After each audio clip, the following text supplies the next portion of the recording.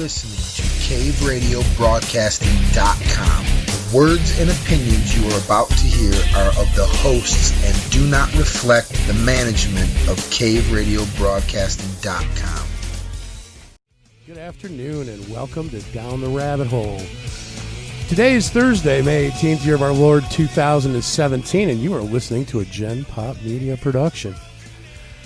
Very sad day in Detroit today, so we're going to be rolling with some Soundgarden, even though it doesn't have a whole lot to do with what we do. It's a human being, good man, and it's sad to see anybody who's on top. Tell people what you're talking about, because most people might not know this. Well, I'm talking about the death of Soundgarden, Audio Slave, Temple of the Dog, frontman, voice of a generation, Chris Cornell. If you say Soundgarden and anyone doesn't know what you're talking about, then who cares what they think? Please tune in to the Girl Show. Were they, Come on. Were they like if you're 19 or 20 now, would you know who Soundgarden is? Probably if you're into should. music. Yeah. My daughter does, actually. So. Yeah, you should. But Soundgarden's are huge. Because they've put out albums recently, and they do a lot of the festivals. Like last night, they were the opening act was Pretty Reckless, which is more of a millennial kind of band. Yeah. You know, more actually, weren't they touring with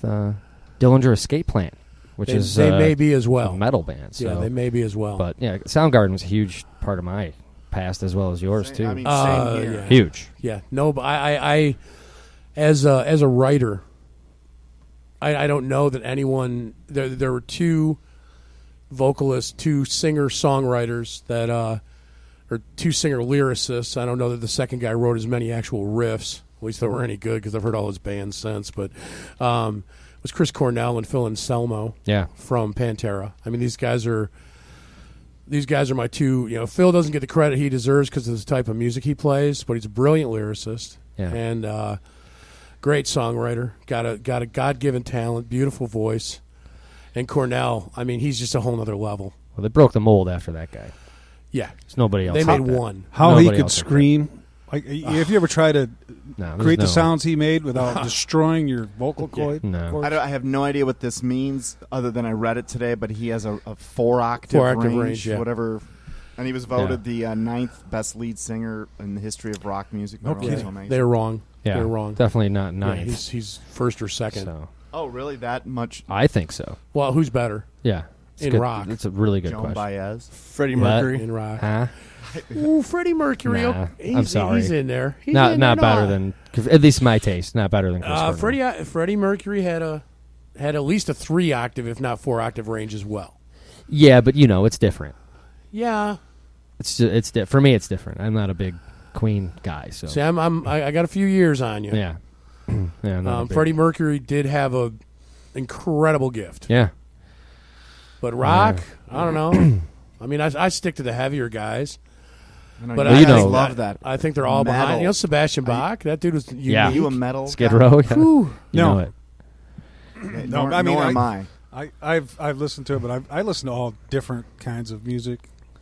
Metal and country, they are at the bottom of technically Soundgarden wasn't metal. They were you grunge. Can't ever put country and metal in the same sentence ever again. It is illegal, actually. Yeah. In 39 states. Perspective, if all sorts of music were I could pick from any, they would be the last two guys drafted onto my plate. Yeah, you're missing out, though. Well, the best thing that could ever happen to you when we go on the book signing tour, like in a van, is if me and DiBiase change your playlist up for you. Yeah, we'll convert them. It could be the best thing that ever happened. Yeah, we'll convert them. You know, I'm a diehard metalhead. I've run one of your playlists before, dude. I thought about calling for help. When have you run one of my playlists?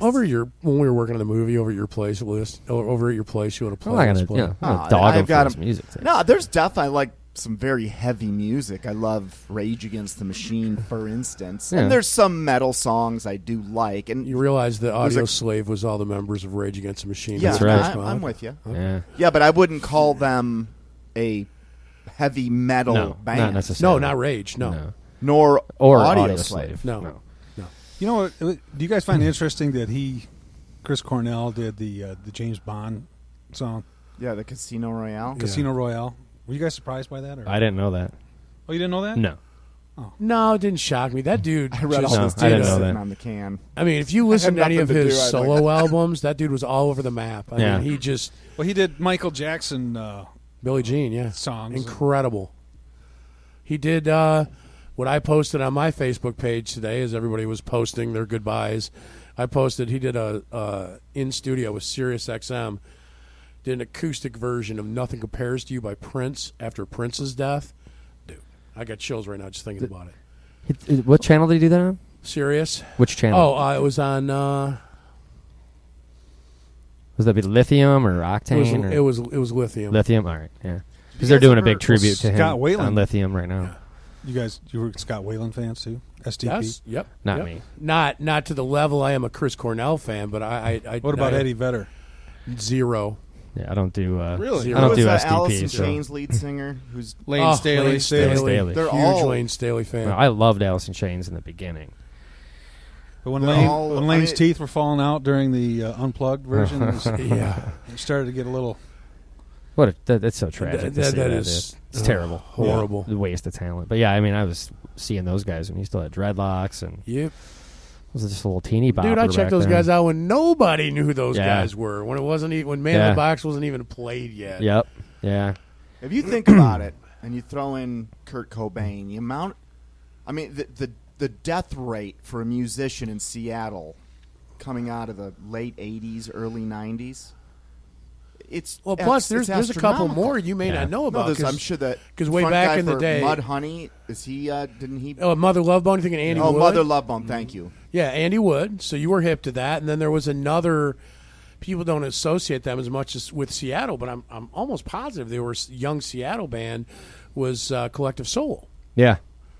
And that's the same thing. Just OD'd on tour. It's drugs, man. Have a nice day. I think Blind Melon was out of that area too. As well. I think you're absolutely right. Yeah. Shannon Hoon. Yeah, Shannon Hoon. Hoon. He had an interesting voice too. Very unique. Yeah. All those guys had very unique voices. Right. Yeah.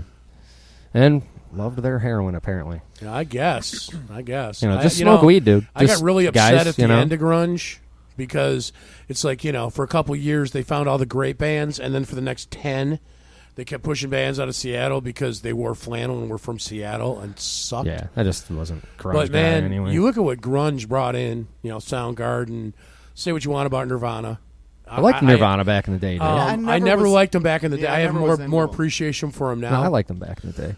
But Soundgarden and Nirvana, you got to give Pearl Jam. Got to give Pearl Jam their props. Yeah, I like Pearl They put Jam out one good album for like 5 minutes. I like those guys. Yeah, they put out one good album. Not 10 albums, and but then the album. Actually, they the put out first a three were couple. good. Yeah, they and had. then Vedder started running his mouth, and I don't want to hear anything he has to say. Especially not now. Take on Ticketmaster. Why doesn't Eddie Vedder go out and take on Mexico? I bet you Eddie Vedder could get a No, I actually get a wall bill. Dude, of all people, you should be behind that. I mean, Ticketmaster. No, you can't. They go and do a show in Ticketmaster for the privilege of selling a ticket. Yeah, it's going to take a third of. But it's just like it's like Metallica shutting down Napster. It wasn't about the fans. Yeah. It was about the money. It was about the extra money that could have they been were in his still pocket. touring. Right. They were still going to venues. They just were offering a different way to get tickets That than didn't through work Ticketmaster. out. It was a waste of time. If anybody was genuine about the fans, it was Pearl Jam because they released all those live albums. They had bootlegs that they let stay on the market. They were all about getting their music out to the fans as much as possible. After they were popular. Well, I mean, you got to get popular first. I understand. Yeah, but here's Eddie This Vedder is just. I just don't like Pearl Jam. I think he's got. I a just great don't like Pearl voice. Jam. So. I think 10's a great album. I love his voice. First It's just three every were time great. I hear him talk, I'm just like, ah. Yeah. No, I'd have to agree with. Just not what into they- it. and I think what they were doing was the right thing. Regardless if you like them or not, what they were doing was the right thing. And you don't think they've got producers in their ears going, "Don't release these albums. You're cutting into future sales." Quite possibly. I mean, you're getting. Believe me, you're getting You're pressure. never going to get my vote for Sainthood for Eddie Vedder. It's not. Did you gonna guys happen. ever see the Totally movie, don't care about Singles? Pearl Jam at all. So. Did you guys ever watch that movie Singles with like? Oh yeah. All them guys were in it. Yeah. They were all in it, and it was one of my favorite movies. When you Soundgarden combine the performed in visual and the audio together, and it was a great time in my life too. Like that's one of the reasons. Like normally, a rock singer dying doesn't affects you for you read it. Oh wow, that's spooky, and then you move on with your life 5 minutes later. But I actually felt the Chris Cornell thing today. Yeah, I felt it too. I was texting with close friends because obviously most of my close friends are music related, and I was texting one of my buddies. I'm like, I don't know, man. This stuff doesn't normally affect me like this. It's kind of like, that sucks. I'm bummed out, but you kind of go on. But it's like, I actually felt sadness today.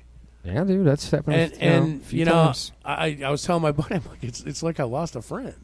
Well, let's dig into this a little bit. Do you guys think now, when you think of a rock star like that, typically, the sheeple response is, "Oh my God, he's a rock star. He must have this wonderful life. Why would someone like that ever want to kill themselves?" Right? Is that something that occurs to you? Well, guys? I think that's what the sheeple would think. Yes. Yeah, probably. It's actually the first thing. I honestly don't know why anyone would kill themselves, right, but whatever. Right. It's the first thing that pops into my mind. But we have no idea. Does anyone else really question that, though? What's that? First thing when I heard he committed suicide, I'm like, huh.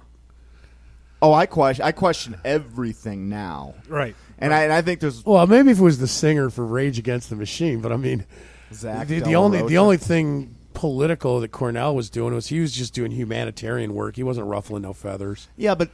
He probably just legitimately killed himself. I do. If that's what they said, is that the report now? Well, yeah, that's what they at 2:58. They found something around his neck. Yeah, they ruled it a suicide. So I he might have been. I wouldn't question it. And the updated story I saw on NPR was that he hung up. He was on the phone with his wife, and it said he hung up on his wife and wouldn't answer the phone. So she called a bodyguard who was a friend of theirs.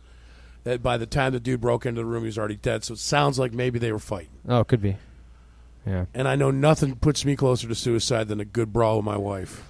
Not suicide. Homicide, maybe. Yeah, homicide. Never suicide. Okay, let me say because that's pussy. Let me just shit. say death. Sorry, I don't have patience for that crap anymore. Do you guys know a guy named Bill Schnobline? Does that name sound familiar? That sounds really familiar. Why? It sounds like a name you've said. I have. Yeah. He's come up before a couple times. So this is a guy that joined a secret society, was Masonic, and he rose up through the ranks. He got to be a 32nd or so degree, and literally he shows his photos with his lodge. He shows all the paperwork. He shows everything. He gives away every secret. And once he gets to this, I think it was the 32nd degree, he basically realizes that they slowly desensitize you. Each degree is another step towards flat-out oath to Satan, literally. But no one sees it coming till they start to get pretty close. And I gave you that example, which I think is like an 8th or 9th degree, where they're asked to spit on the cross, and if you spit on it, they say, "Good job." And if you don't spit on it, they say, "Good job." But secretly, the ones who spit on it are going to have a chance to get to a further degree. And there's layers upon layers upon layers of secrecy. So this guy spent an entire presentation talking about the fact that once he passed the 32nd level, the degree, he literally was having... Now, I take all this with a grain of salt. I don't flat out believe it, and I don't flat out discount anything anymore. But he was having... interactions with demonic spirits. Now, whether they were in spirit form talking to him or someone else was talking to him, channeling them, I don't even remember.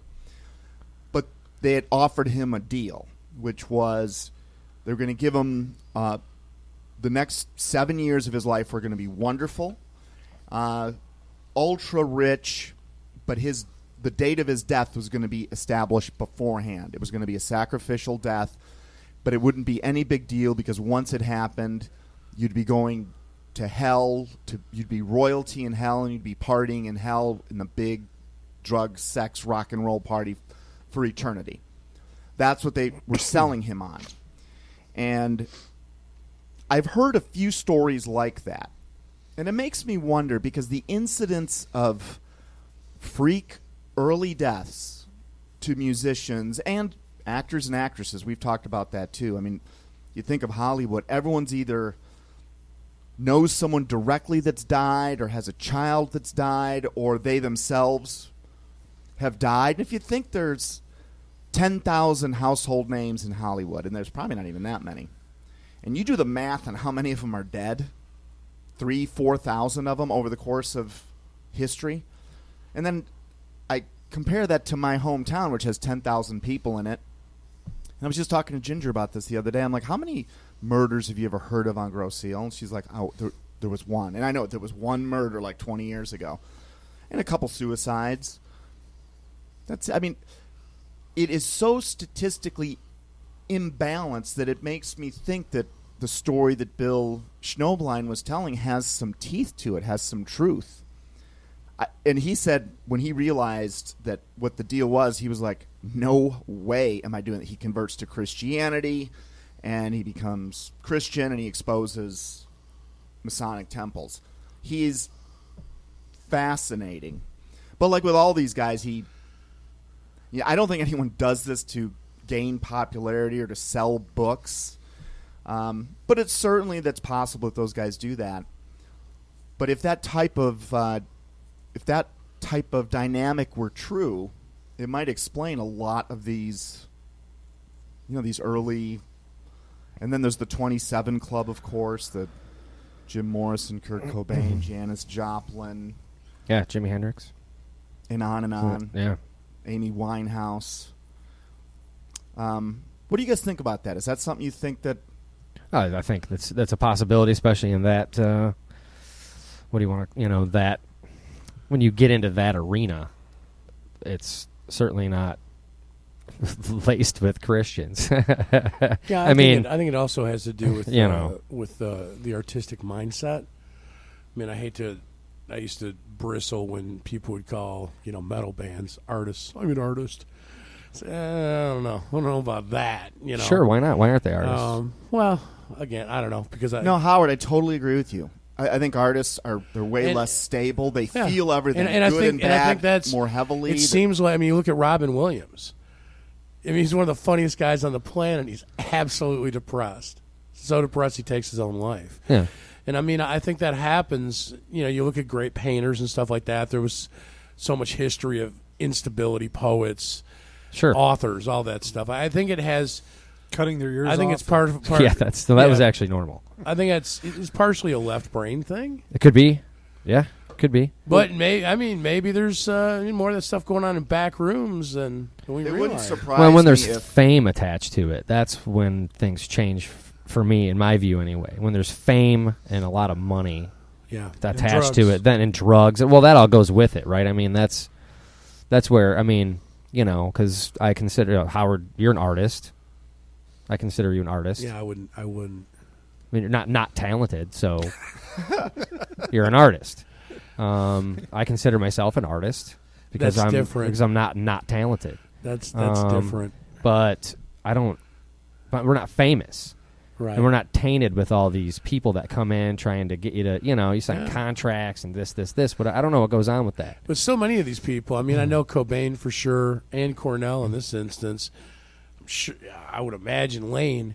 These guys were having depression issues and dealing with drugs long before they were famous. Well, they said in an article today that Cornell actually started drugs when he was 12 or 13. And then quit when he was 14. Yeah, had a couple incidents and quit, and then tried to distance himself from that scene. Yeah. Well, and that's what he told people. Right.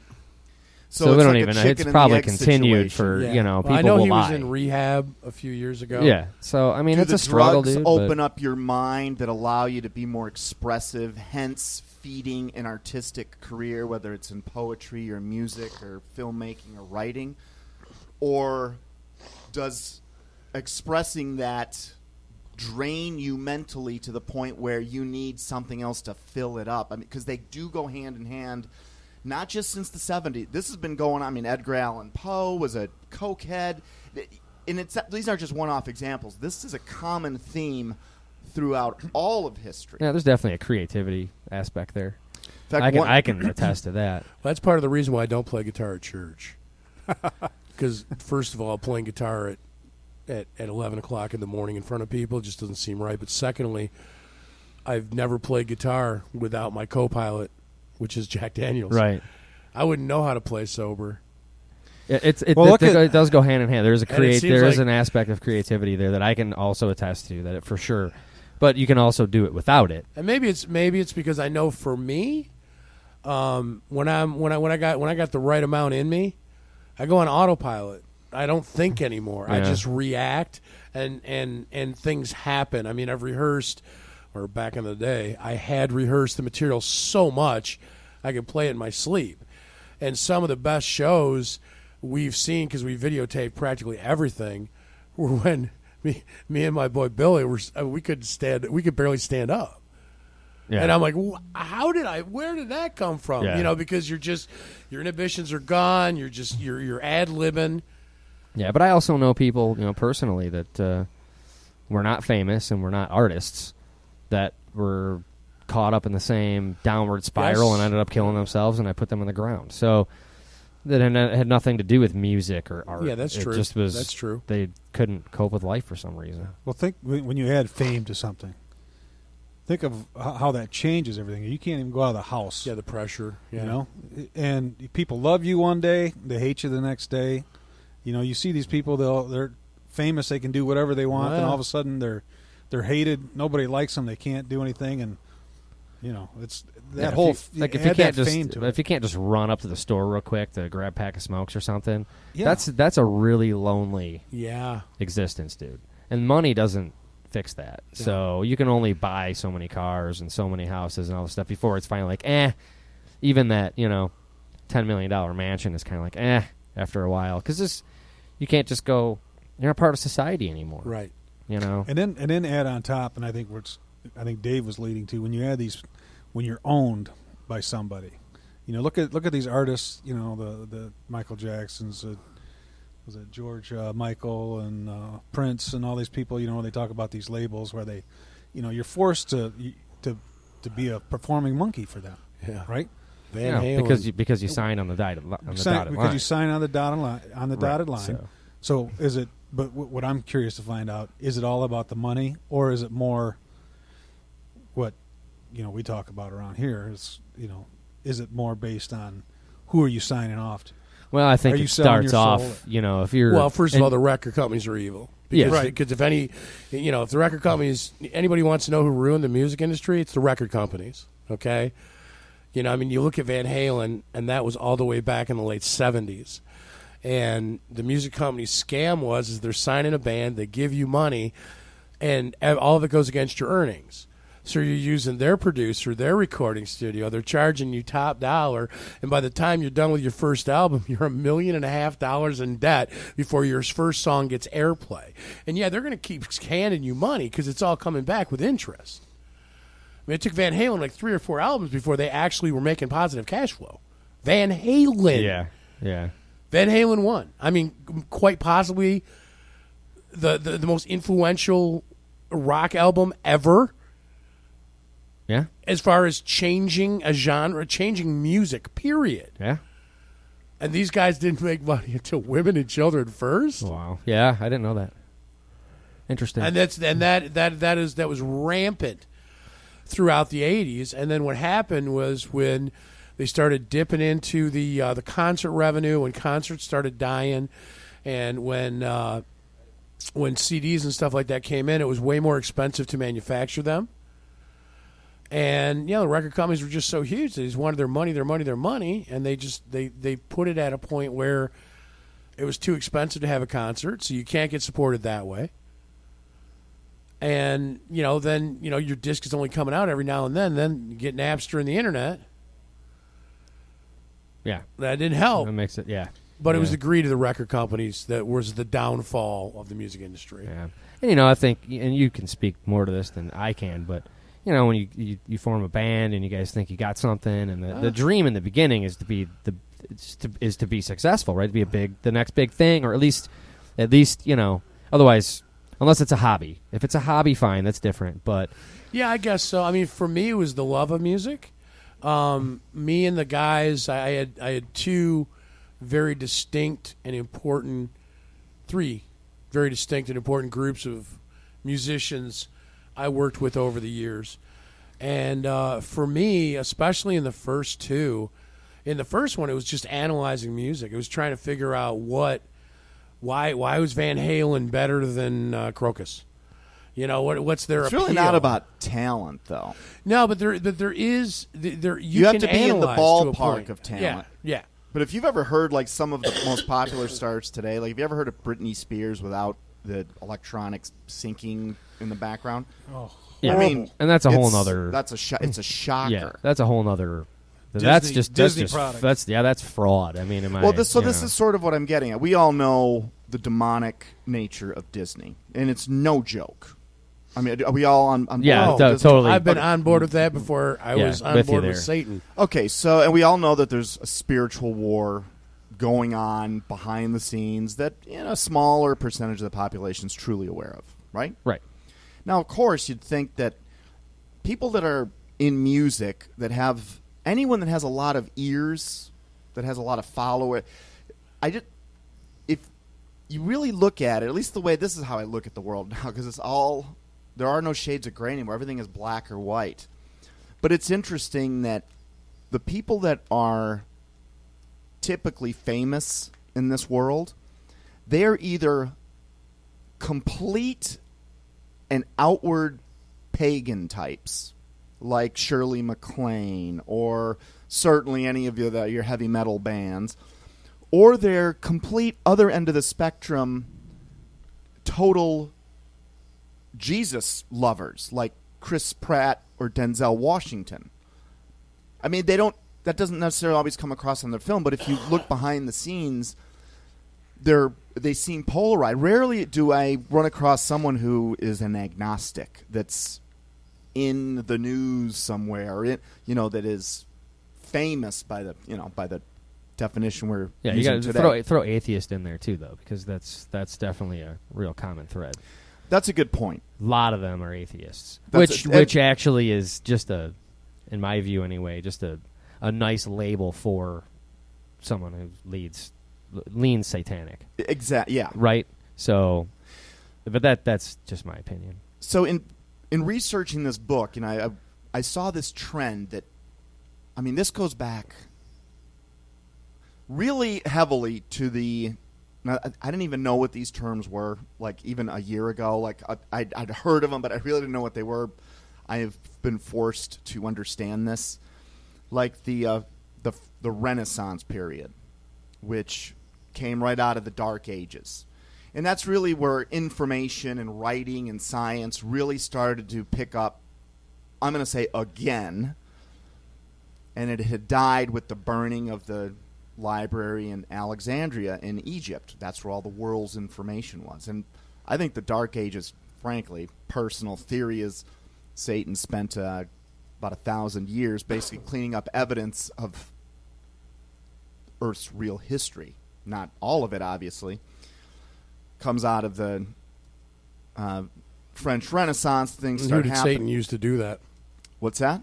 I said, who do you think Satan used to do that? The Vatican, the Knights Templar, the Oh, Rosicrucians. Did you ever notice the parallel between the spread of Islam and the Dark Ages? How the timelines seem to sync right up. That's part of it Yeah, too. that's a good point. And what's the That's a first really thing they good did? point. They came in and they burned all the literature that was in the Quran. Yeah. I mean, I believe it was Muslims that took out the library in Alexandria. You're probably right. So, one of the writers I came across, have you guys ever heard of a guy named H.P. Lovecraft? Yes. Okay. Science fiction writer, popular like in the early 1900s, 1920s, 1930s. Okay. And I got to the point where there were a few H.P. Lovecraft quotes in this book because this guy, it's like he knew something. And I was already thinking this. I ended up studying him. And like so many, I mean, the term we have today is like tortured soul, like Chris Cornell today, last night. Tortured soul. But the stuff that comes out of his mouth, it's unbelievable, especially for its time. And the way he talks, I'm just going to summarize reading about H.P. Lovecraft for probably 3-4 hours. He absolutely believed that there's a spiritual world. He knew that there were demons and spirits, and they were all over him. The dude was suicidal. He wanted to get... I mean, I think he ended up killing himself. That's how he did die, and died relatively young, killing himself. He wrote science fiction that was way... 46, by the way. 46 years old? Okay. He wrote, science fiction stories that literally all you have to do is change a few names, and we're talking about Satan, the fallen angels, hell, and very much like the Wachowski brothers did The Matrix. I mean, that is these unbelievable, but the only medium back then was really writing. I mean, film was just getting off the ground. And so I had this thought that, okay, H.P. Lovecraft, he knew something, like there was something interesting. And then I came across another quote, which was already in this book, but it was in a different section. It was about opening your mind. I'm going to read you this next quote, which is from a guy that's almost unheard of. He's a meaningless guy. His name is Don Dietrich. He worked at, I think it was the Library of Congress, Department of Defense Research Librarian. So this ultimately got me to change the chapters these quotes appeared in, because all of a sudden just something just hit me. So I'm going to read you what Don Dietrich wrote in, I think this was like 2002 or something like that. It was relatively in the year 2000, circa. Okay, so this guy in the book has a lot of insiders that were there, that are witnesses. Now, of course, Anderson Cooper never does reports on this kind of, and Anderson Cooper's my catch-all for mainstream media.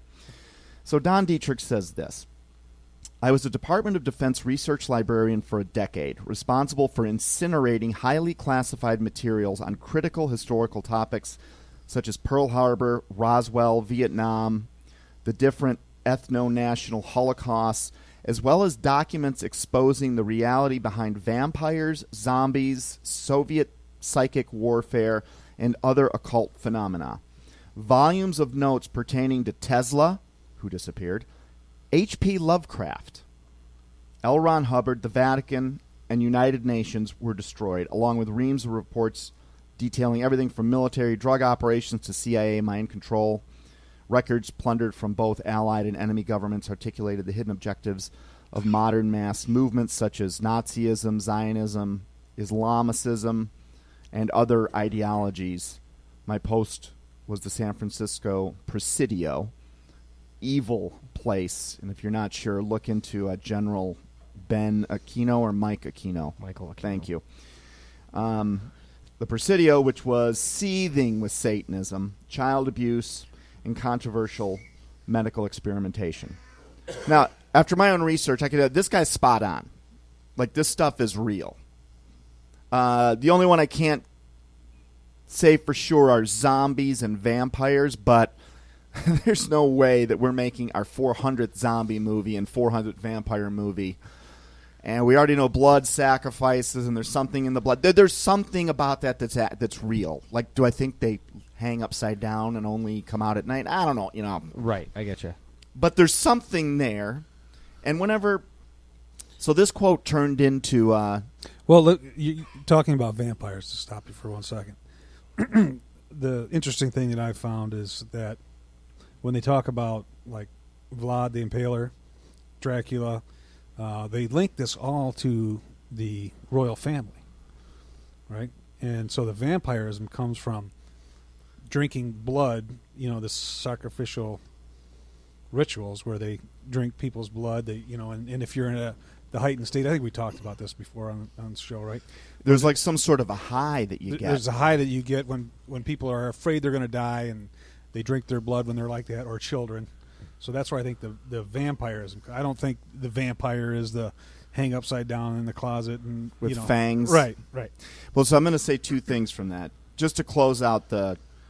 So my tip is, and this ended up changing where this quote appeared, so it's now in a section called "How to Search and Find the Truth." Is when you hear a guy mention something about Tesla and H.P. Lovecraft, go find out what they were up to. I mean, and I really do believe this guy was asked to incinerate documents relating to Lovecraft. And it just hit me the unbelievable, because before I noticed that this quote, I remembered the quote, but I didn't remember Lovecraft was in it. And apart from that, I'd gotten this impression that, wow, man, this H.P. Lovecraft guy, he knew something about our subject matter. And here, 70 years later, a government employee is being asked to incinerate all of that evidence. Well, if they've got it and he had to incinerate it, then yeah, there's a link there to something. So you don't just just burning it for no reason. Right. Yeah. And this guy had seen a lot of other things. But the minute you put, this guy mentions really in his one quote, CIA mind control, Tesla, child abuse, Satan. I mean, he's got 6 conspiracies in one. Most people are going to just shut off, okay, this guy's wacky. But when enough people say that over and over and over, you start to go, wait a minute, maybe they're the ones that are telling the truth. So it's interesting that you mentioned the royal bloodlines. And a quick sidebar, have you guys seen that video of the naked man jumping out of Buckingham Palace, screaming for his life? No. There was a parade going by, and this naked guy, it's either awesome special effects, which I don't know why they would get an entire city block of people to all comment on this. You can see cameras focusing in on this guy. He's screaming. He comes out of a window at Buckingham Palace, and he ends up jumping. And I don't know what happened after. I don't know if he died or if he landed, but he was completely naked. And like I said, it's either great special, but again, these can't all be hoaxes. At some point, that would have been a $20,000 scene to shoot for what? There's no. Come on. That's called Tuesday at Buckingham. Yeah, right. And I think this guy might have escaped. He was about to get sacrificed, because if you ask me, I believe enough people that have come out of there going, they actually sacrifice other human beings. I completely believe it. Completely. I totally believe that they are hooked up with Lucifer, and it's just, I think it's a Tuesday afternoon.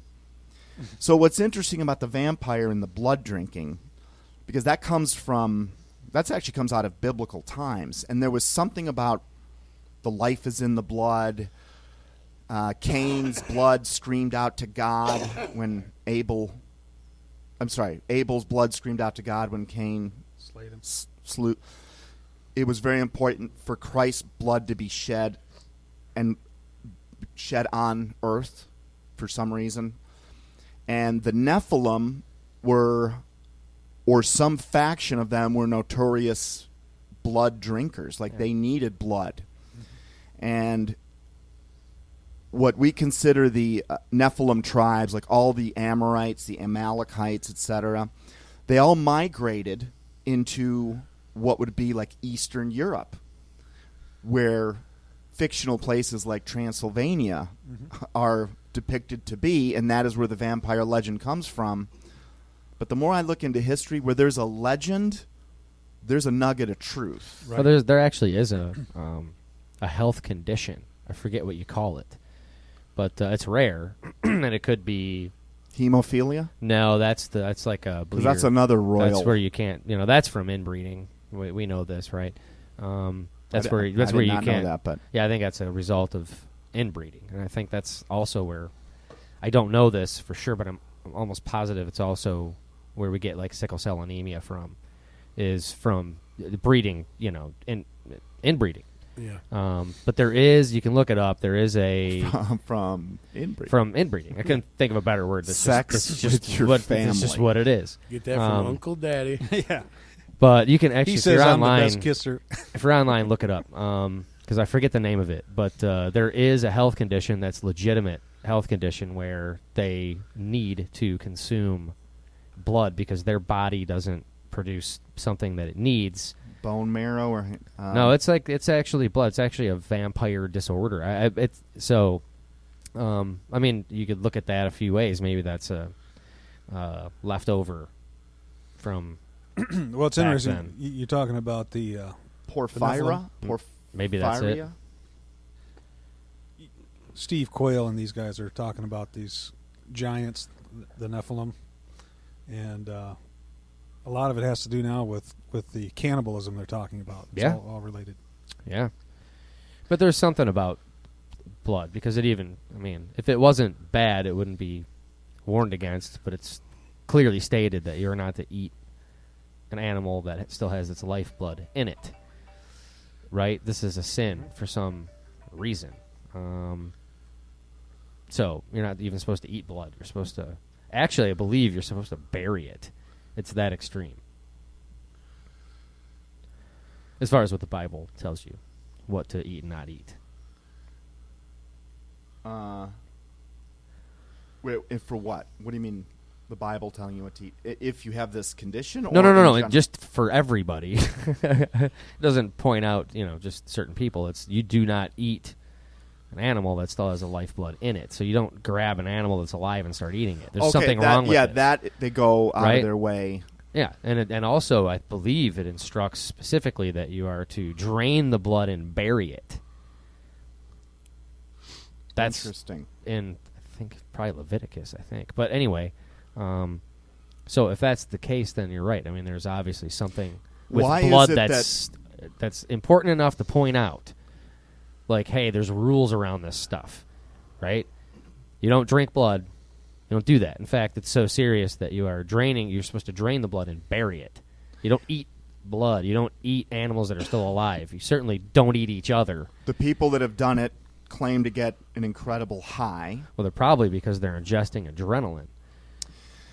Well, there's something going on. Yeah, it's probably because you and I have talked about you can be a blood donor, but if you're there to donate blood and it's 60 seconds, even 5 seconds after you've flatlined, after you're dead, your blood's no good all of a sudden. Yeah, that does not make sense to me unless... I got an answer for that. Do you? What's that? I actually looked that up because he's brought that up a couple times. It's something according to an RN, blood can't be drawn from a dead person for use in the living in the same way that organs can be harvested. As the lungs fail, the exchange of gases cease, and the red blood cells would no longer be capable of carrying oxygen. The clotting factors in blood also change during the process of death. It says even if the individual was kept on life support, heart beating, artificially ventilated, it still wouldn't work. The health of the other organs all comes into play, such as liver and kidneys. The blood would be no good, not just upon death, but during the dying process. Interesting.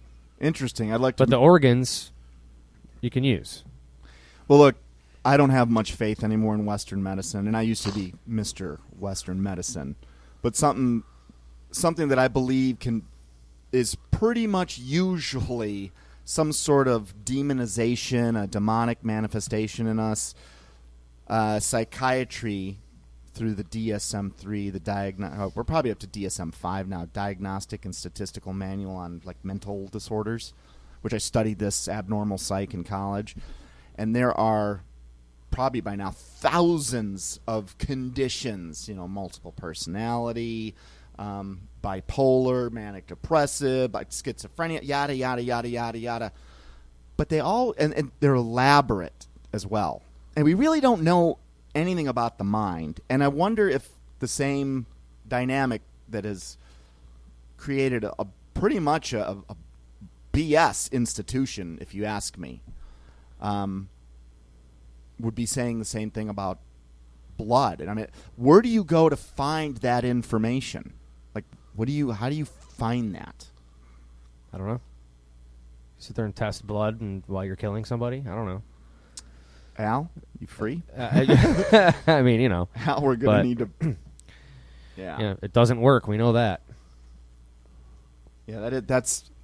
What am I looking for? No, it was a joke. It was we were going to kill you for an experiment. That's also a joke. That's also a joke. It's a joke. He really wasn't paying attention. We would definitely make sure you lived after the experiment. Exactly. Okay. Unless, of course, it went south. I mean, if this is what this lady said, why would keeping someone on life support not... Because someone can live on life support for 20 years and then come out of it and actually be...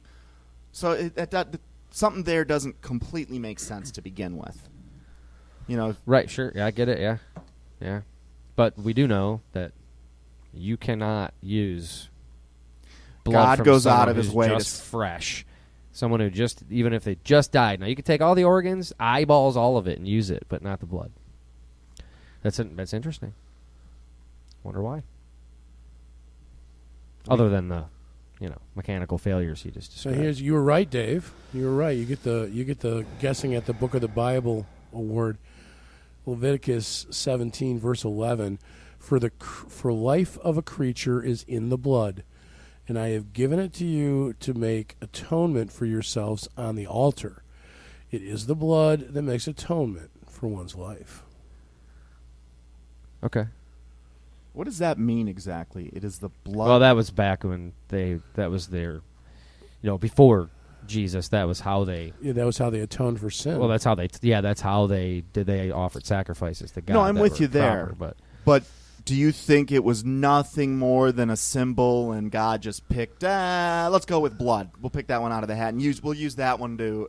No, he doesn't. He doesn't guess, for Jesus. And he doesn't Right, make so stuff up, and he doesn't. No, it doesn't work like that. It's specific for a reason. I mean, there's a reason that Jesus Christ had to shed his blood. Like, that was the point of his coming here. Right. Yeah, it is his blood that is what's always focused on. So, what is it? I don't know. I mean, is that where the soul dwells? Is that that's where a good question. And it may just be one of those things where you just accept it as fact and move on. Right? I mean, maybe we don't know the answer to that, and it's not meant for us to know the answer to that. But if you can find the instructions on, where it says, it must be in Leviticus, because that's the law, but is where you don't eat blood, you are actually supposed to drain it and bury it. Like, there's focus placed on that. You getting this cat? Text it to me, babe.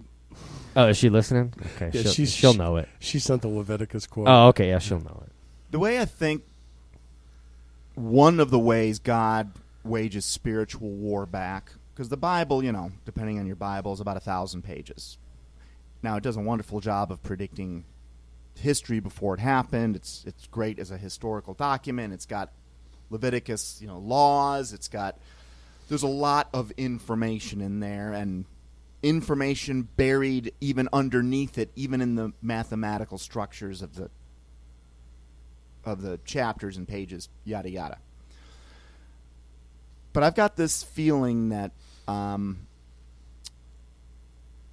somewhere on Earth there are several people, the same way there are conspiracy theorists that feel like they've been touched by God to communicate something that will help the body of Christ wake up to the spiritual realm that we're in. It wouldn't surprise me that someone on Earth or several people actually do have the answer. We've just never seen it on television.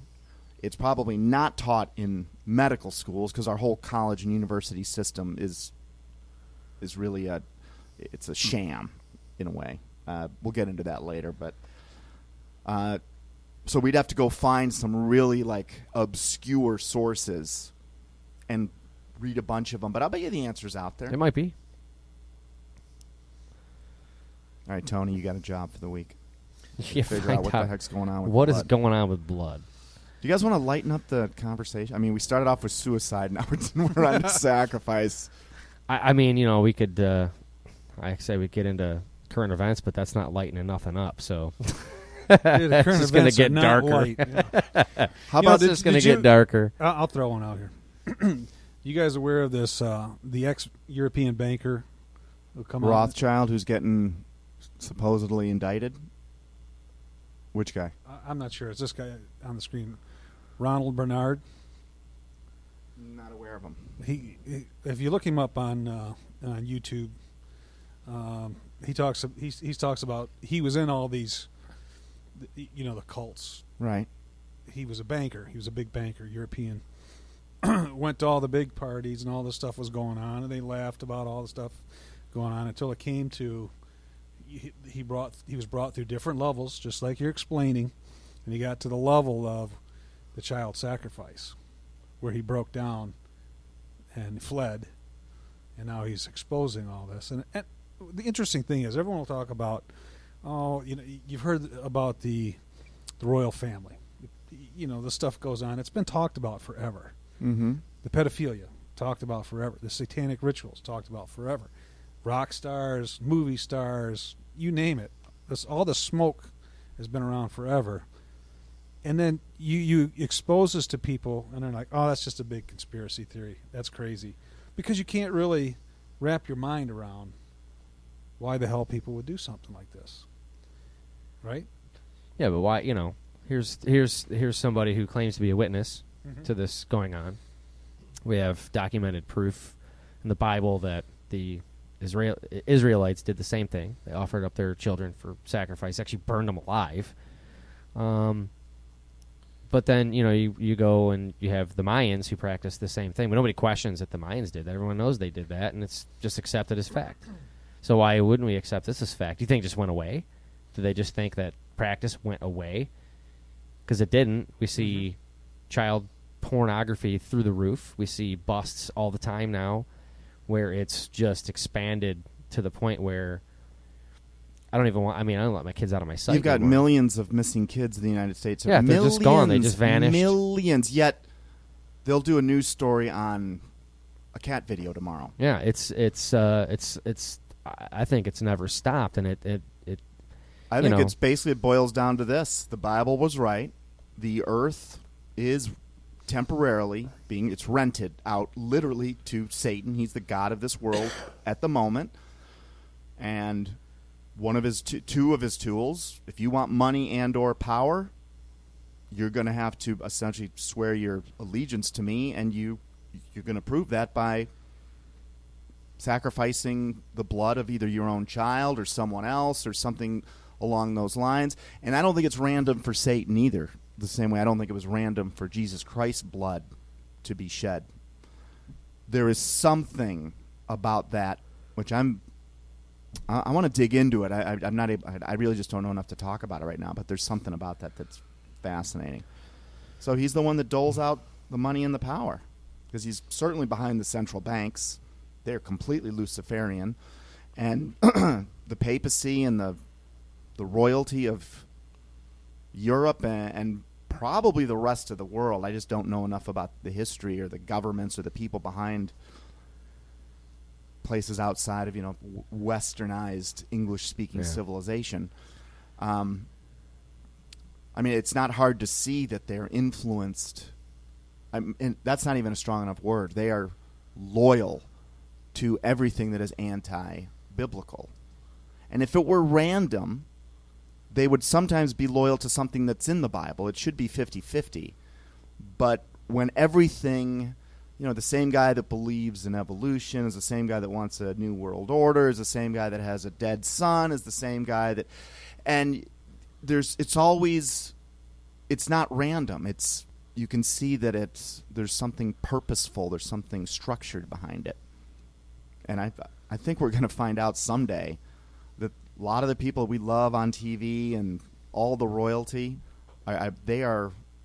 God said someone was going to... Well, he said the kings of the earth, and Catherine, if you know that one, that all throughout history, and especially in the last days, the kings of the earth would be gathering together, like they do, I think, at Bohemian Grove and places like that, to... Bilderberg.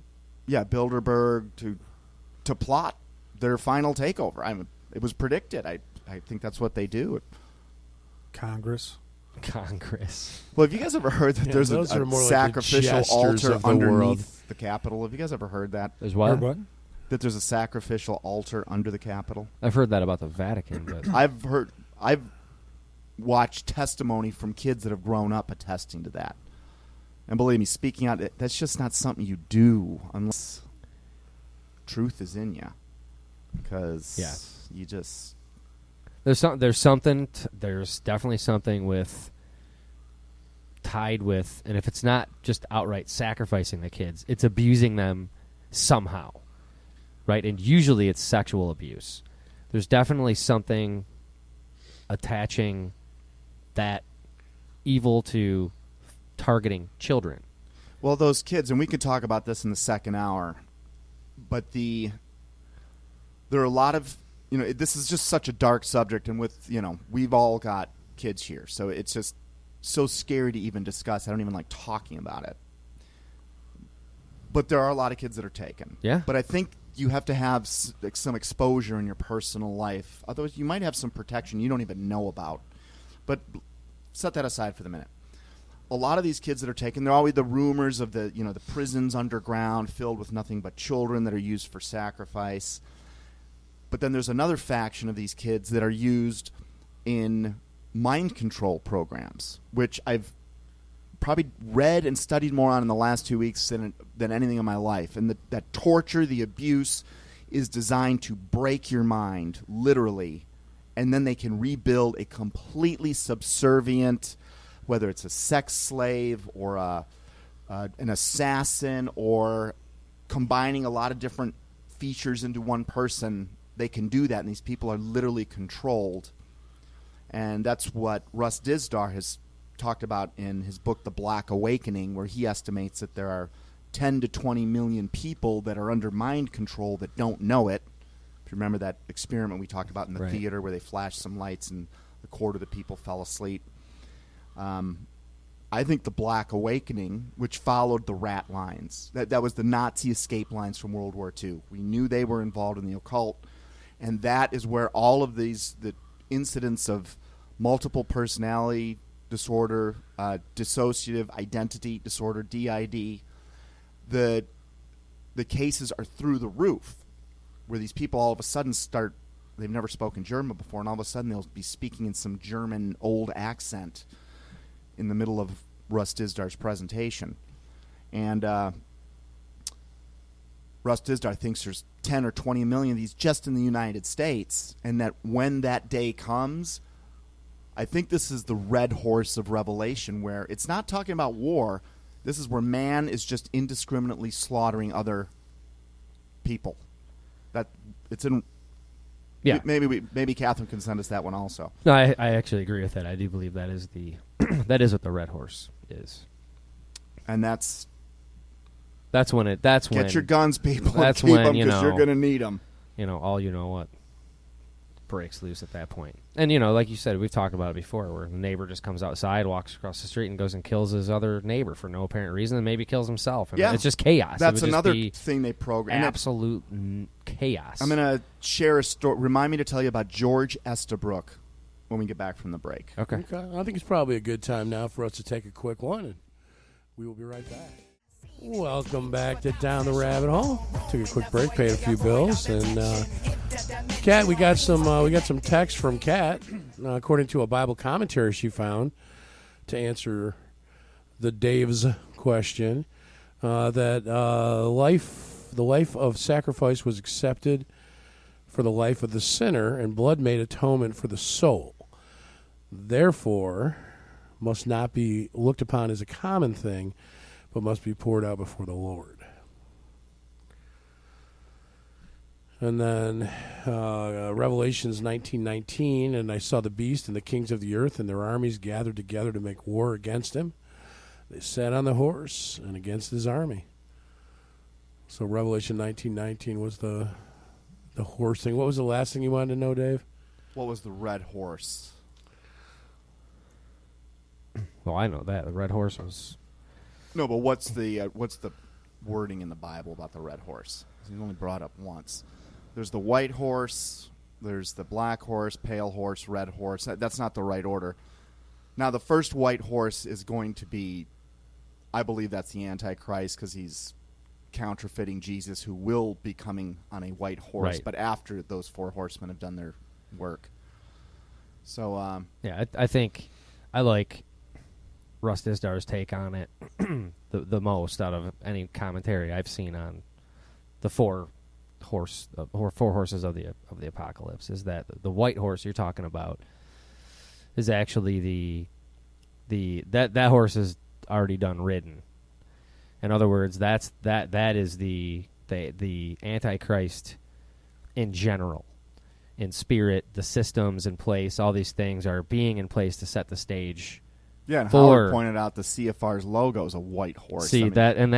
think about, why would a Council on Foreign Relations have a white horse as a logo? And I'll bet you'll find a white horse behind, I don't know, I'm just throwing this out there, behind Trilateral or Bilderberg, or somewhere in there. It's a maybe, it's a whim. But sure, but or it could just be a coincidence. I'm sure, yeah. Why not a raccoon? Or a porcupine. Yeah. Or an elephant. An octopus, I don't know. But the red horse hasn't ridden yet. But that's the one that's going to be, I mean, everything we've seen in throughout history that are these horrible things, right? Holocausts, the multiple ones, the one in China, the one in Russia, the one in Germany, all the the killing fields, all these things that have happened. We haven't seen anything like this that's coming. You could combine all those things. It's going to be worse than that. The Bible, which has yet to be wrong on a prediction, says that what's coming is going to be worse than anything that's ever been. Ever been or ever will be. And I think, Russ Dizdar, he spent 20 years gathering this research. He was in the middle of people that are mind controlled. He was in the middle of, he was a chaplain for the police department, so he was able to see satanic crimes all over the place. He saw how young police officers at the academy, the first thing they're instructed to do is never, if you see a satanic crime, never say that to the public. Yeah, wonder why. Under the guise of, we don't want to scare the public. Sure. Or let them know what's up. We're already scared if there's a freaking serial killer. Right. So why hide that? Yeah. But, that's his take on it, and that's where he ties it into this Black Awakening, where the trigger, whatever it might be, is all these people are going to snap at the same time. Right. All these shooters that walk into bars or movie theaters or crowds or shopping malls and just start gunning people down, then they all try to kill themselves. Not all are successful, though. Right. Jared, not successful at Arizona. The Denver theater shooter, not successful. And Sirhan was not successful either. In fact, he got tackled by, I think it was Rosie Greer from the Los Angeles Rams. But he was going to shoot himself. And none of these guys have a recollection of the event either. None of them do. I think those are all just, I don't think Satan's going to just unveil everything at once. I think he has test cases out there. When you see these stories of these crazed guys, and there's so many of them all over YouTube, where all of a sudden there's a crazy naked guy attacking people. Yeah. They're getting tased, and they're still coming at you. It's like, it's spooky. And I just don't think they're all hoaxes. It all dovetails with what we're talking about. But these incidences of people eating people are much more common than... I mean, there were a couple stories a few years ago, one in Tampa and then another one. But they're actually a lot more frequent now. They're just not covered. Yeah, there's a lot you don't hear about. And I think that's the... when that day comes, there's a ton of people... And this is what I was going to share some stuff about George Estabrook. But there are a lot of people that are, essentially they're hypnotized, but they have no idea.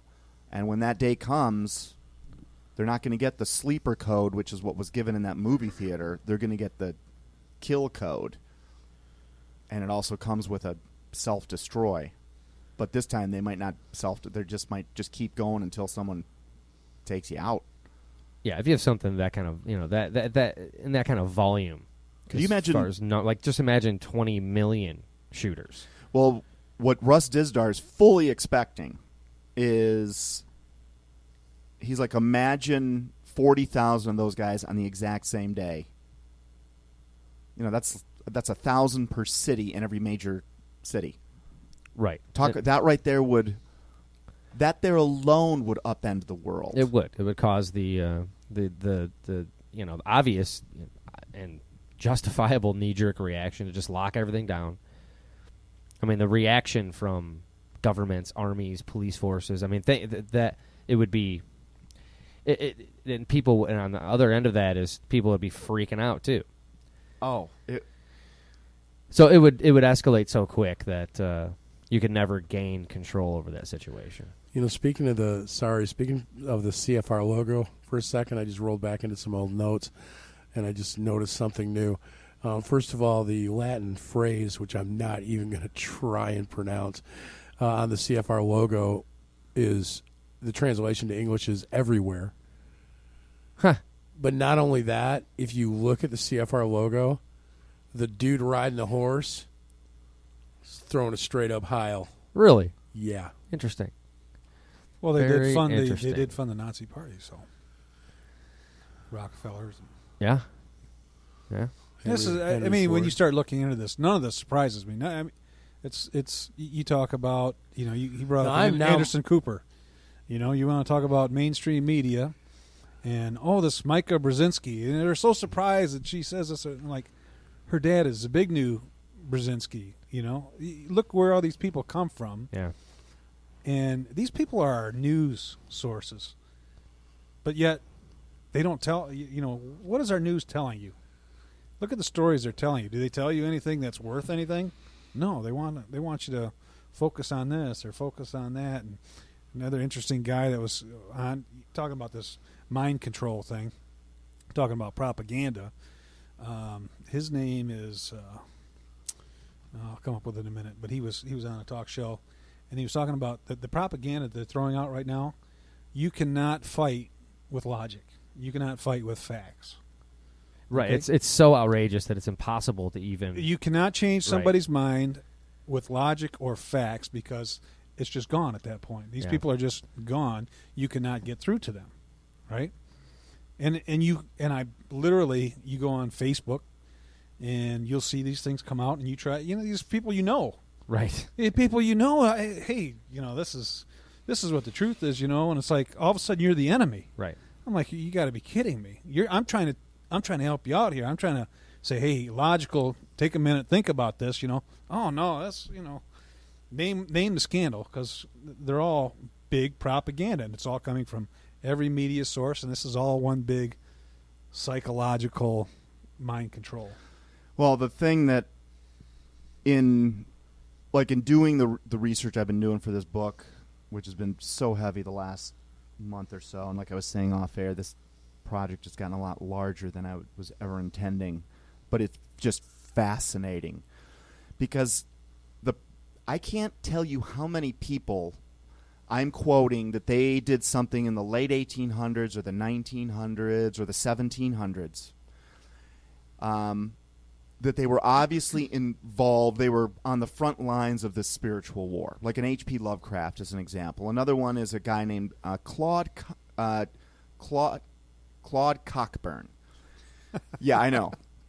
Lovecraft, Cockburn. So, yeah. He said Cockburn. And this guy is in the middle of the intelligence community pre-World War II. Something strange is going on with him. He's being followed by MI5 and whatever the precursor to the KGB was. This was under Stalin, before World War II, whatever that would have been.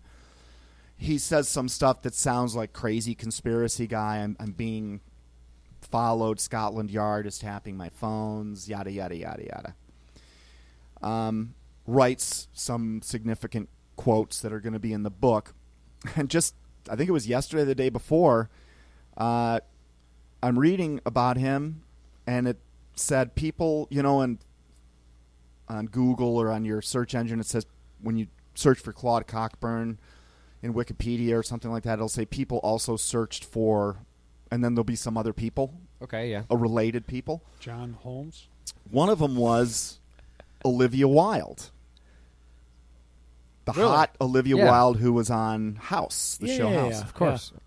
So Claude, now here's a guy who, here, again, it's like the Huxley family. That something was going on in that family for 150 years, probably still is. So that's Claude Cockburn's granddaughter. Oh, well. Interesting. And those types of connections, which we did a show on before, a few months back, statistically, it doesn't seem probable that someone in the limelight 100 years ago, their offspring will be in a completely different field. Claude Cockburn was a journalist. Olivia Wilde's an actress. Yet here they are both in front of the public. And we see that happening all the time. Gloria Vanderbilt, Anderson Cooper. Amy Schumer, Chuck Schumer. Entertainment, politics, journalism, music. And the amount of connections of people that are significant today and have gone through name changes, done this and that, so you wouldn't on the surface realize there's a connection to these people. It's off the charts. Yeah. But that's also not surprising because, historically speaking, when you look at ideologies, philosophies, like, say, Karl Marx, for example. They put a lot of emphasis on the arts and more so controlling the arts. In fact, if you read a lot of what Mao in China wrote about and put importance on the arts and made a point to say we need to make the art our art so that, and you would think, well, what does a painting have to do with anything, or what is but if you craft it in a way to propel whatever it is that messaging and communication. Right. But he wrote a lot about Mao Zedong from China, the mass murdering person they still worship over there. He made a point to say, no, the arts are to be basically seized and changed and controlled, and that's just paraphrasing, but I believe you can find this in his little red book, it's called. I think that's where I read this. It's in one of his books that he wrote, right, with his ingenious philosophies that led to the murder of 50 million of his own people. But anyway, there's something with that. So the connection there is not so mysterious to me because, why was Hitler going around everywhere taking art, controlling media, controlling movies, music, you name it, and used it for, they really took propaganda to the next level. The Nazis did. Oh my! Well, they convinced a peaceful nation to become a murdering machine.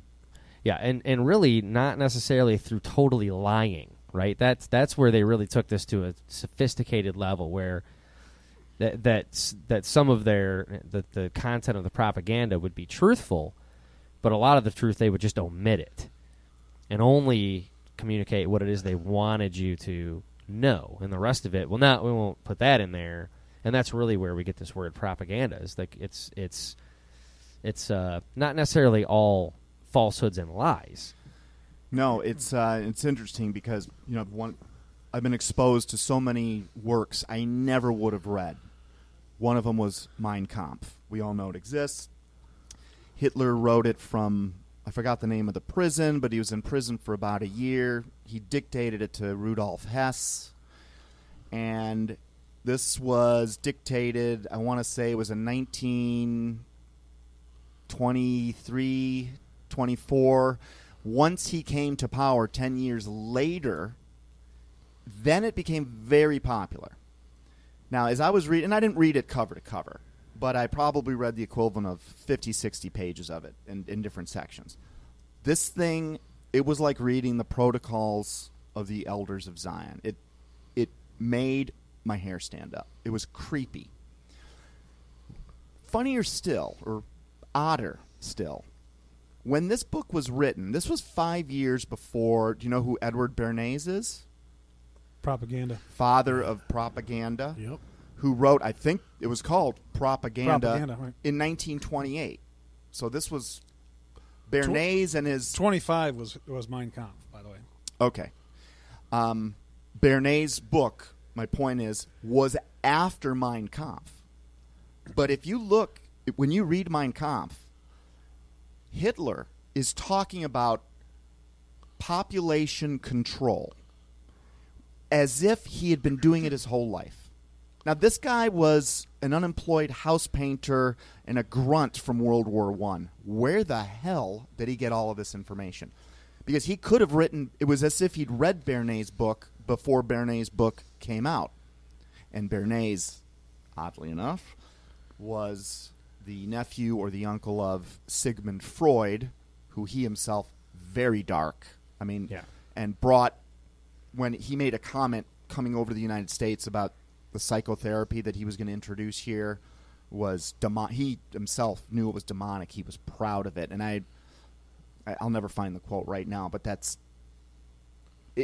he left a very clear trail. He was also involved in occult rituals. He had, I don't want to speak out of my ass, but either he died or his child died or something along the lines. So here again, One guy's in public relations, one guy's in psychiatry, heavily influenced, even to this day, influencing the world. So Hitler is talking about so many different aspects of propaganda. It's like you got to, and what you just pointed out is what made me think of this, is you've got to put a little of the truth in with the lie. But if you've got a little truth in there, you actually are better off telling an even bigger, like the bigger the lie, the more believable it is. And he knew somehow. He said the way the human heart is built is regular people that are good, they might dabble a little bit with little white lies because that, they can rationalize that. But you're not going to get a regular person to do something completely just way off kilter, like to make up something massive that's so easily checkable. And he knew that dynamic that operates in our minds is one of the protections that he would have by making lies bigger than you could even imagine, because people would be called crazy conspiracy theorists for saying it was untrue, or it didn't happen. And then, like you said, he also knew, throw in a little bit of truth with it. Now, the Nazis were so occult, and we know what that means. That means interaction with demons. So I don't think this was coming from his own, philosophical thoughts. I think somewhere someone was getting information to him. How? I'm not sure. But he apparently is related to the Rothschild family, and they were compromised hundreds of years ago. Talking about Bernays? Hitler was right. a nephew of one of the Rothschilds. And I don't really believe he died in that bunker. No. FYI. The picture that the Red Army has for what they call it, no. Not even close. Not so much. And the FBI, actually, you can go look this up on FBIvault.gov. You can actually see documents where someone at the FBI believed enough that Hitler was still alive that they had several agents tracking him and filing reports as far as 15 years after World War II in Latin America.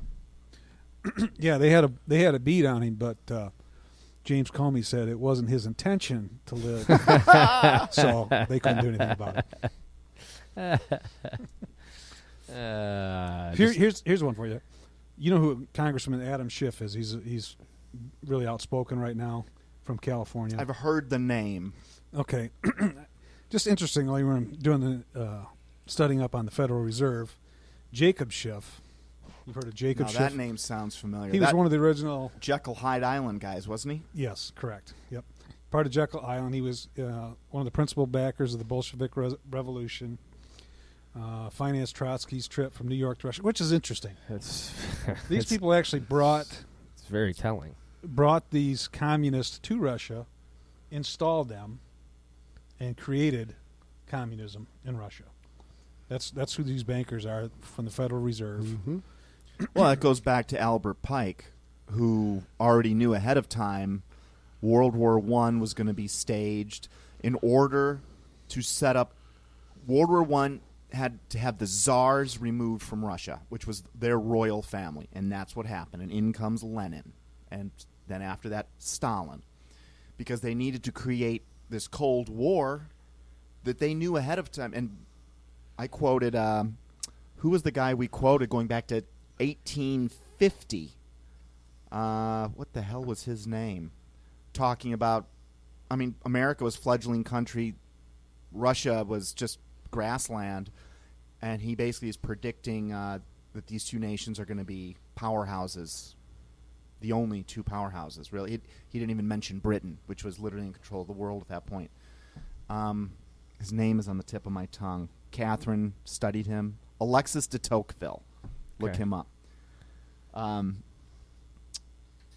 Why were we on that? What were we just talking about? Oh, the Bolshevik, the World War. Right. And so there's actually a whole section on the book, and this was after World War I. Correct, but they've been financing the Russia we have that we're pitted against today since 1915. And I had to stop at like 35 quotes in this section because it was just getting too much. But the amount of congressmen and senators and insiders that were screaming, why are banks that are on American soil giving money to the Russians? And then later on, when it became the Soviet Union. Like, our own bankers, the same guys that financed Hitler, have made sure that the Soviets were in business when they should have been out of business many, many times. I mean, arms that came from American-based companies were being used by North Vietnamese soldiers who had gotten them from Russia, the Soviet Union, to fight Americans. Like, and here again, the elite are on there. They're on both sides of it. Right. They play both sides. We're seeing this play out in the Middle East now. This goes on and on and on. This happens. Absolutely. We're pawns in the chess game, and the funny thing is, Dave, you can explain this to people. They can look it up just like we can. You can find all this history out, but yet they do not put two and two together or connect the dots of you're being controlled, you're being manipulated. You don't understand what's going on. You just think this is a two-party duopoly, and Obama's great and Trump is horrible, or Bush, Obama. That's all BS. These people they don't see past the point. Trump is a person, right, who may or may not be good. He is trying to do something, but everyone wants to go fight against him because they're all stuck on the liberal, conservative, Republican, Democrat. They can't see past that. Dialectic. Exactly. It's an old trick. It's an old trick.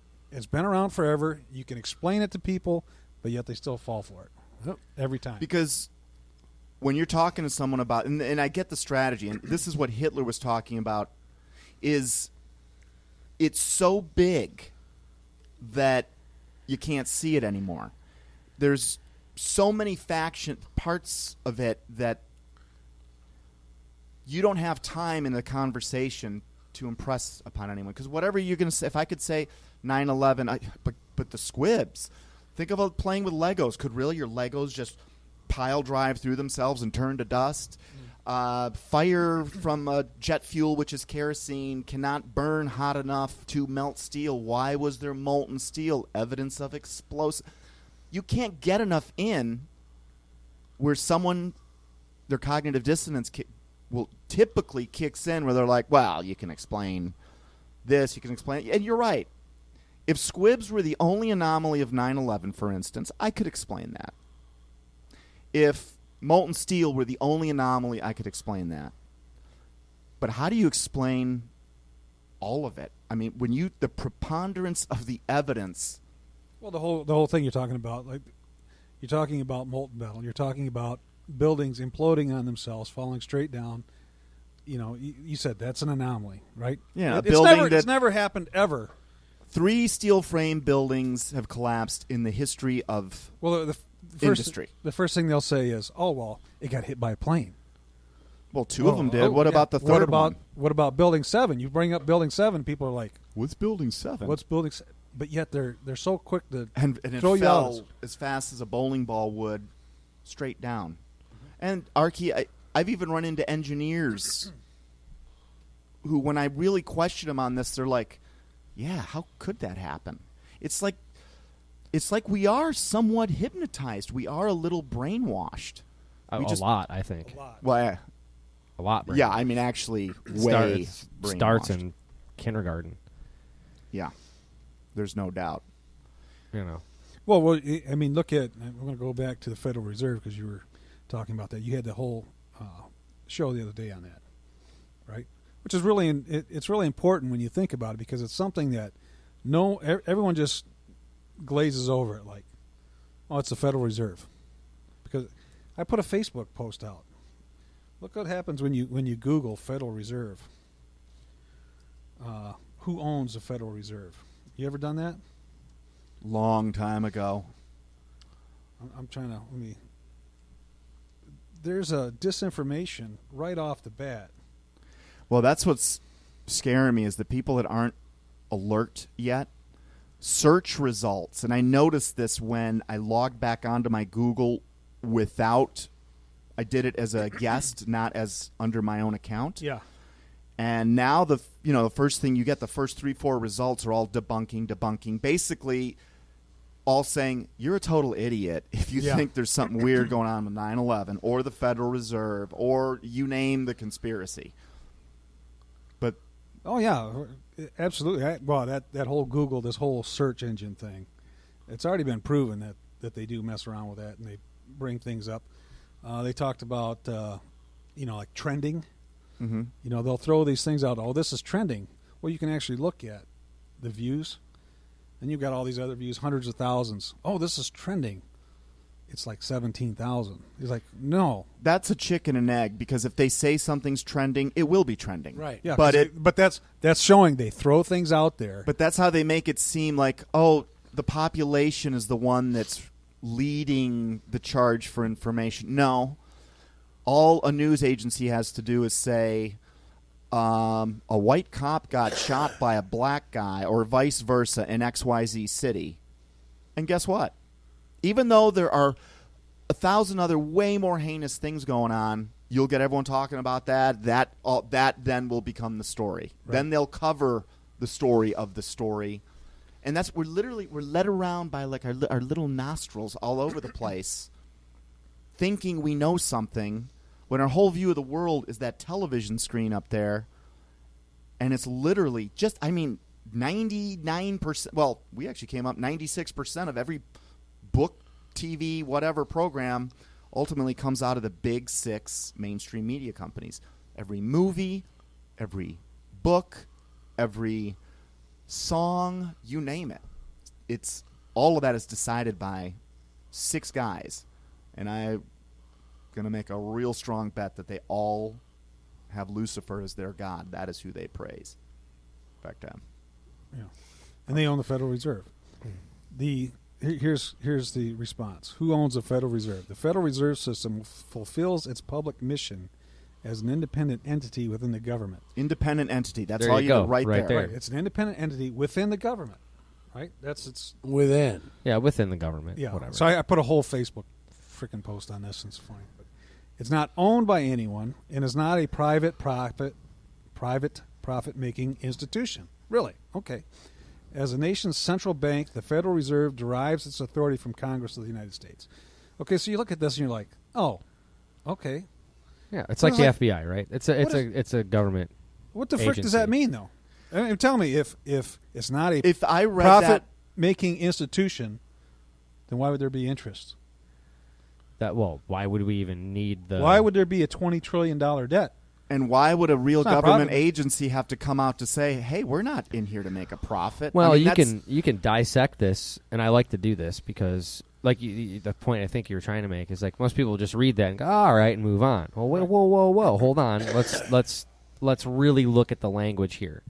So, it's according to this, and this is what pops up first as this is federalreserve.gov. Okay, so this is coming from themselves.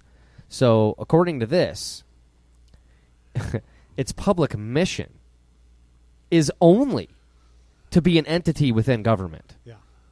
And it's doing that. Well, that's pretty, I mean... Well, that's the public mission, but there's a private mission. Right, but I mean, you know... and we're not privy to that. Well, I think we know what it is because... It doesn't explain what all it says here. I mean, if you're just going to pick apart this language, is that its public mission is to be an independent entity within government, which is autonomous, is the way I am reading this. In other words, it's not an extension of government. It's not a government agency. It's an independent entity within government, which would be akin to an autonomous region so a government within a government, right? So that right there is nefarious. Well, yeah, because it's what you could say. What the true answer is. It's not a government agency. It's an office in a government building. It's not a that extension. Somebody sits in. Somebody that does not belong to the government. Right, and it's not owned, quote unquote. That's in quotes, by the way. not owned by Which anyone. so there's a subset of ownership here that's not being defined. Depends on what your definition of is, right? That's right. If you do your research, though, you can find out. Of course. There are but about this is 300 what, equity members. what they're saying. They're here. all related. Most of them are Eastern European. So you could say the same thing for Coca-Cola. Mm-hmm. Nobody, quote unquote, owns Coca-Cola. They're shareholders, right? Mm-hmm. They all own Coca-Cola, right? Yeah. So it's really, but It's- they it's get playing their with words. That's right, but it derives its authority from the Congress of the United States. Now that is the most specific thing that little paragraph says. Yes. It makes you think that Congress has oversight. It makes you think that Congress controls it, which Right, they that don't. Congress No. could tell it to They do signed, something. They just signed get an authority act in from- 1930. Right. In 1913, they signed That's where they get a their document. authority. Yeah. And aside from Yeah, that, that's where they get the authority. there is no oversight. Absolutely. There is no process to audit the Fed. They've actually tried several times, Yeah. and the Fed just goes, we're a private agency. We don't have to be audited. That's right. We're not owned by anybody. You can't audit us. That's exactly right. Pretty incredible. And this is Considering the power they have. how, Well, and power over people and government. And this is like the ultimate Governments, plural. governments. I mean, right?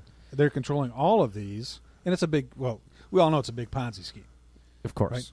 They have to keep printing more money. They have to keep getting more members with more money in circulation to keep paying Right. for it, or else it all crashes. It all implodes. So when John Kennedy talks about printing, going back and printing his own money for the U.S., miraculously he ends up dying. Yeah. Yeah. It's crazy. Yeah. yeah, and the presidents that all had that as a major platform, Kennedy, Lincoln, Garfield, Jackson, all either murdered or attempted murdered on all of them. And there's actually more I'm not thinking about the top of my head. What about McKinley? He got murdered, didn't he? Did McKinley get assassinated? I thought or did he die in office? I don't know. So Look here's it up. in terms of the Cold War. I'm going to throw a couple of these out there just to feed this fire. Let's see if I can find someone significant. Myron Fagan. You guys ever heard of him? Yep. Film producer. He saw some documents that he wasn't supposed to see at the Yalta Conference, where basically Stalin, Churchill, and Roosevelt were dividing up the New World Order. And he realized, holy cow, this is all staged, and this is evil. He leaves Hollywood and just does nothing but expose this. He put out some vinyl records in the That's how I know that. 50s, guy's name. 60s. Yep. Yeah. So he had a quote, and this goes back to, what year is this? Like 1950 something, 1960. He said, the idea was that those who direct the overall conspiracy could use the differences in those two so-called ideologies, the Marxist, fascist, socialist, communism, versus ours, capitalism, democracy, republic, representation. To use this, the difference in these ideologies to enable them, the Illuminati, to divide larger and larger portions of the human race into opposing camps so that they could be armed and then brainwashed into fighting and destroying each other. Now he's saying this in the 60s. There was a Congressman, John Rarick. He said this on the floor of Congress in 1973. I've got so many of these, I could do these all day, so I'm just trying to pick a couple here. He was pissed. June 27th, 1973. It's on the congressional record. The factories and steel mills that United States aid built in Russia were later used to create the munitions that killed American GIs in Korea and Vietnam. There's a common theme going back to the beginning of American history. So it's not, so people shrug their shoulders. It's been going on forever. But man, Tony, how do you get someone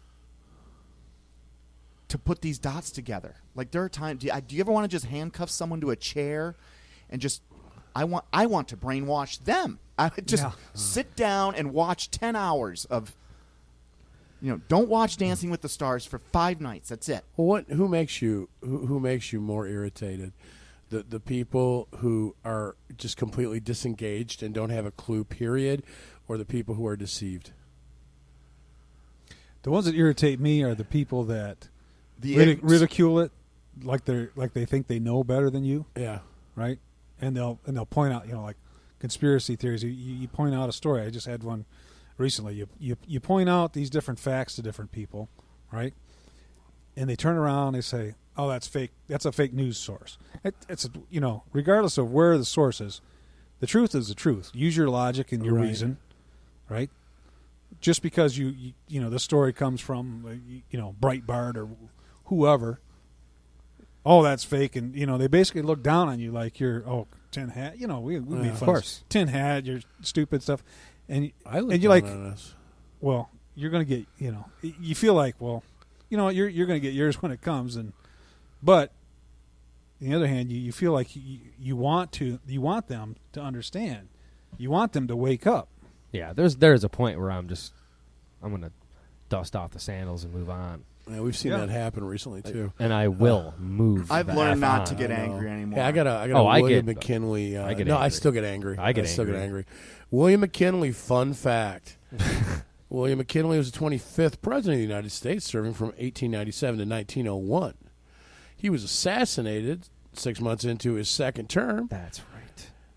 William McKinley signed the Gold Standard Act in 1900, establishing a fixed monetary link to gold. Yeah. That is a fun fact. You like that? I knew it was either him or Garfield that he was like the shortest serving. They're an independent agency here to support the government, whatever. But you try and usurp their power, right? It doesn't matter if you're the president; you're dead. Like they will kill you.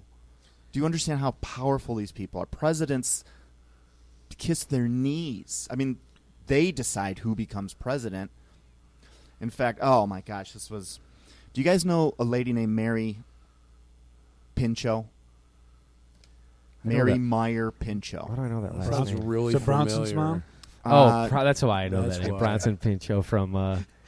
Beverly Hills Cop. From it was a TV Bronson show. Pinchot, yeah. My cousin Larry. My cousin, yeah. Whatever that show. Anyway. Okay, super fascinating. I'll try and squeeze this in. I learned this whole story while researching this book. Mary Pinchot raised in an aristocratic family. She marries Cord Meyer, who would be a lifer at the CIA. Okay? Keep that in mind. Cord Meyer and Mary Pinchot are very good friends with Jack and Jackie Kennedy. They hang out. They run in the same circles. Jack Kennedy, John JFK, starts having an affair. Oh, this is a lady that Kennedy was having an affair with? One of them. He was having many. Yeah. Okay. A love letter that he had written her was sold at auction a year or two ago for $90,000. The affair is documented. That there's if you're rolling your eyes already, you haven't even wait. Just no, wait. It's in Wikipedia. So yeah. So along the way, the CIA, they're behind mind control, and they were putting they purchased enough to create 100 million hits of acid, the same stuff that Timothy Leary was experimenting with. And he now admits, and he talks about this in several books, that he was funded by the CIA, not directly, but through a foundation which was funded by a private equity fund, which was funded by the CIA at the end. He knew he reported to the CIA. And this wonder drug in Mary Pinchot's mind, acid, was having a heavy influence on a bunch of American leaders. She goes and seeks out Timothy Leary. Just one day comes up to his house, introduces herself. She says, I can't tell you who I'm talking about, but I run in some circles with some very powerful people.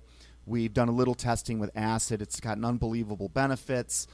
It's really opening up the mind of some powerful people. She wants to learn how to run these sessions because Timothy Leary realized you can influence people when they're on acid.